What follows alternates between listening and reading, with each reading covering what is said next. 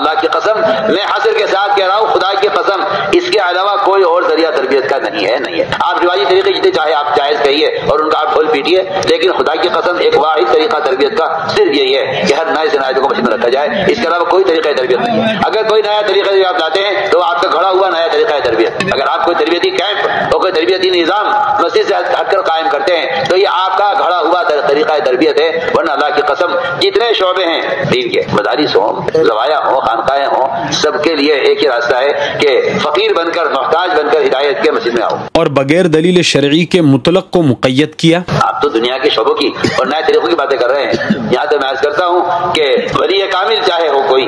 لیکن وہ مسجد کا محتاج ہے۔ لوگوں کو اپنی بات منوانے کے 3 طریقے ہوتے ہیں، ایتھوز، پیتھوز اینڈ لوگوز۔ اسی کو ایرسٹوٹلز ریٹوریکل ٹرائنگل بھی کہتے ہیں۔ حامدوں و مسلموں و مسلمہ، یہ بیان اپریل 2025 میں ہوئے میوات اجتماع کے دوسرے دن کی مجلس کا ہے، اور جیسا کہ آپ نے سنا، مولانا سعد صاحب اس بیان میں بار بار اللہ کی قسم کھا کر یہ دعویٰ کر رہے ہیں کہ اللہ کی قسم میں حسر کے ساتھ کہہ رہا ہوں کہ واحد طریقہ تربیت کا یہی ہے کہ ہر نئے سے نئے آدمی کو مسجد میں رکھا جائے، اس کے علاوہ کوئی طریقہ تربیت کا نہیں ہے۔ اسی کو کہتے ہیں شریعت کے اطلاق کو بغیر کسی شرعی دلیل کے مقید کرنا، جو کہ ناجائز اور بدعت ہے۔ اپنی اصلاح اور تربیت کرنا شریعت میں مطلوب ہے، اس میں کوئی شک نہیں، اور ہر انسان کو اپنی اصلاح و تربیت کی کوشش کرتے رہنا چاہیے، لیکن اصلاح و تربیت کے لیے شریعت نے کسی بھی طریقے کو متعین نہیں کیا کہ آپ کو اسی ایک خاص طریقے کے ذریعے سے اپنی اصلاح کرنا پڑے گا، ورنہ آپ کی اصلاح ہرگز نہیں ہو سکتی۔ ایسا شریعت نے نہیں کہا، بلکہ شریعت نے اس سلسلے میں لوگوں کو آزاد رکھا کہ جو جس طریقے سے چاہے اپنی اصلاح اور تربیت کروا سکتا ہے۔ مقصود اصلاح و تربیت ہے، نہ کہ اس کا کوئی مخصوص طریقہ۔ لیکن مولانا سعد صاحب اللہ کی قسم کھا کھا کر شریعت کی طرف سے عطا کیے گئے اس اطلاق کو ختم کرنا چاہتے ہیں، اور ہم بار بار اپنی تحریرات اور ویڈیوز کے اندر یہ کہہ چکے ہیں کہ شریعت کے کسی بھی مطلق حکم کو مقید کرنا جائز نہیں ہے۔ اصول فقہ کا قاعدہ ہے کہ المطلق یجری علی اطلاقہ،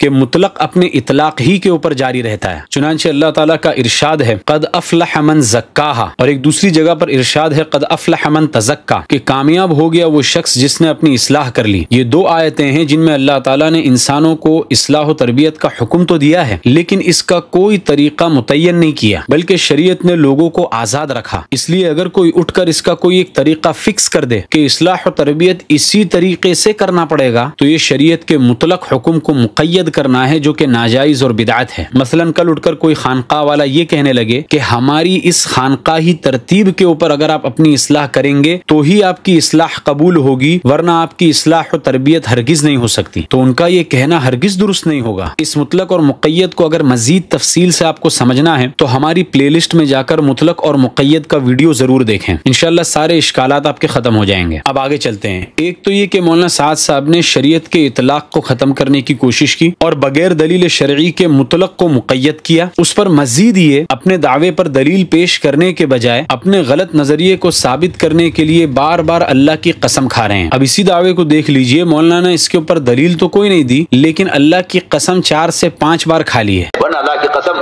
جتنے شعبے ہیں، اللہ کی قسم میں حسر کے ساتھ کہہ رہا ہوں، خدا کی قسم اس کے علاوہ کوئی اور ذریعہ تربیت کا نہیں ہے، لیکن خدا کی قسم حق تو یہ ہے کہ اگر کوئی شخص کوئی دعویٰ پیش کرتا ہے تو اس کو ثابت کرنے کے لیے دلیل دے دے، لیکن مولانا سعد صاحب کے بیان میں آپ عجیب رنگ دیکھیں گے کہ دعوے کو ثابت کرنے کے لیے دلیل نہیں، اللہ کی قسمیں کھائی جاتی ہیں۔ اب دلیل دے دینا، اللہ کی قسم کھانے کی کیا ضرورت؟ اب آگے کی بات کو اگر آپ دھیان سے سمجھیں گے تو مولانا سعد صاحب کے بیانات میں جو ٹیکنیکل فلو ہے وہ آپ کو سمجھ میں آ جائے گا۔ لوگوں کو اپنی بات منوانے کے 3 طریقے ہوتے ہیں، ایتھوز، پیتھوز اینڈ لوگوز۔ اسی کو ایرسٹوٹلز ریٹوریکل ٹرائنگل بھی کہتے ہیں۔ ان تینوں الفاظ کا تعلق گریک فلسفی سے ہے، اور یہ تینوں الفاظ کلاسیکل گریک لینگویج کے روٹ ورڈز ہیں۔ روٹ ورڈز وہی ہوتے ہیں جن کو ہم علم الصرف کے اندر مصدر کہتے ہیں، یعنی کسی کو اگر اپنی بات منوانا ہو تو کبھی ایتھوز کا استعمال کیا جاتا ہے، کبھی لوگوز کا استعمال کیا جاتا ہے، اور کبھی پیتھوز کا استعمال کیا جاتا ہے۔ پہلے ایتھوز کو سمجھیے۔ ایتھوز یہ گریک لینگویج میں کریڈیبلٹی، ٹرسٹ وردینس اور بھروسے کا روٹ ورڈ ہے، اس کا استعمال کر کے بھی لوگوں سے اپنی بات منوائی جاتی ہے، لیکن اس کا تعلق خود بولنے والے کی ذات سے ہوتا ہے کہ بولنے والے کی شخصیت کو دیکھو کہ اگر واقعی بولنے والے کی شخصیت ہی اس اعلیٰ مقام پر فائز ہے کہ اس کا انکار نہیں کیا جا سکتا، تو فقط اس کی ذات کے اعتماد اور بھروسے پر اس کی بات مانی جائے گی۔ اس کی ایک مثال حدیث سے لے لیجئے۔ امام بخاری نے ایک روایت نقل کی ہے کہ جب قرآن کی یہ آیت وَأَنذِرْ عَشِيرَتَكَ الْأَقْرَبِينَ اتری تو آپ صلی اللہ علیہ وسلم صفا پہاڑی پر چڑھے اور آپ صلی اللہ علیہ وسلم نے آواز لگائی، یا صباحا، اے بنو عدی، اے بنو فہر، اور بھی قریش کے دیگر لوگوں کو آواز لگا کر بلایا۔ لوگ جمع ہو گئے، کوئی خود آیا اور کسی نے اپنے آدمی کو بھیج دیا۔ پھر آپ صلی اللہ علیہ وسلم نے ان سے ایک سوال پوچھا کہ اگر میں تمہیں خبر دوں کہ وادی میں گھڑ سواروں کا ایک لشکر ہے جو ان قریب تم پر حملہ کرنے والا ہے، تو کیا تم میری تصدیق کرو گے،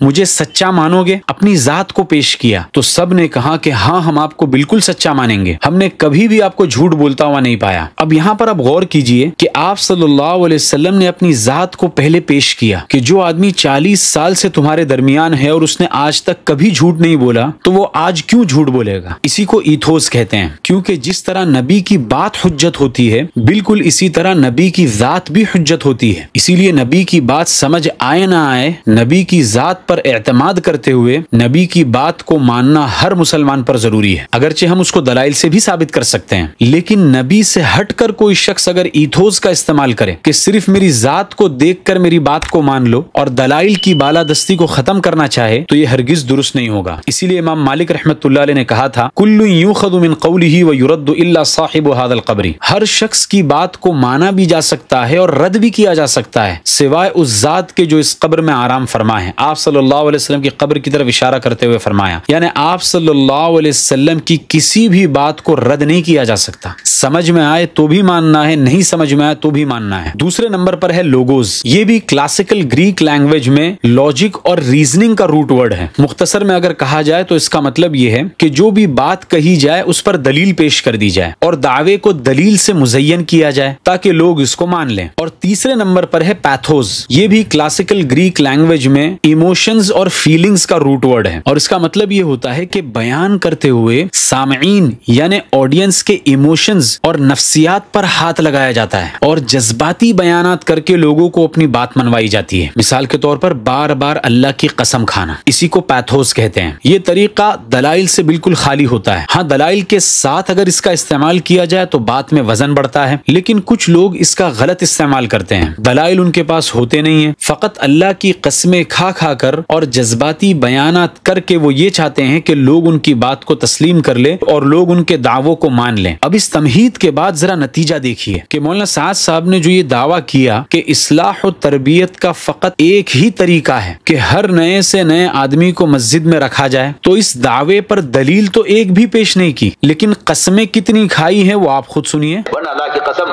جتنے شعبے ہیں، اللہ کی قسم میں حسر کے ساتھ کہہ رہا ہوں، خدا کی قسم اس کے علاوہ کوئی اور ذریعہ تربیت کا نہیں ہے، لیکن خدا کی قسم یہ ہے پیتھوس کا غلط استعمال۔ اس لیے ہم مولانا سعد صاحب سے ادباً گزارش کرتے ہیں کہ ہمیں آپ کی قسمیں نہیں چاہیے، ہمیں تو آپ قرآن اور سنت سے دلائل پیش کریں۔ بار بار اللہ کی قسم کھا کر آپ عوام کو تو بیوقوف بنا سکتے ہیں اور قسم کے ذریعے سے بدعت پر سنت کا لیبل چپکا سکتے ہیں، لیکن سمجھدار لوگوں کو اور علماء کو آپ ہرگز اس طرح قائل نہیں کر سکتے۔ علماء کو اگر قائل کرنا ہے تو قسمیں چھوڑیے اور قرآن اور سنت سے دلائل فراہم کیجیے، اور اگر آپ کے پاس اس اطلاق کو مقید کرنے کی کوئی دلیل نہیں ہے تو بار بار اللہ کی قسم کھا کر اللہ کے نام کی حرمت کو ہرگز پامال نہ کریں۔ یہ ہے وہ ٹیکنیکل فلو جو مولانا سعد صاحب کے ہر بیان کے اندر آپ کو ملے گا، یعنی دعوے پر دلیل دینے کے بجائے پیتھوس کا استعمال کرنا اور لوگوں کے ایموشنز اور نفسیات کو ٹچ کرنا اور جذباتی بیانات کر کے اللہ کی قسمیں کھا کھا کر لوگوں کو اپنی بات منوانے کی کوشش کرنا، کیونکہ دلائل تو ہے نہیں۔ اور آپ سے مؤدبانہ التماس ہے کہ اپنے غلو آمیز اور بدعتی نظریات سے رجوع کریں۔ ذالک ذکریٰ للذاکرین، یہ نصیحت ہے نصیحت ماننے والوں کے لیے۔ ھذا وصلی اللہ علیہ وسلم۔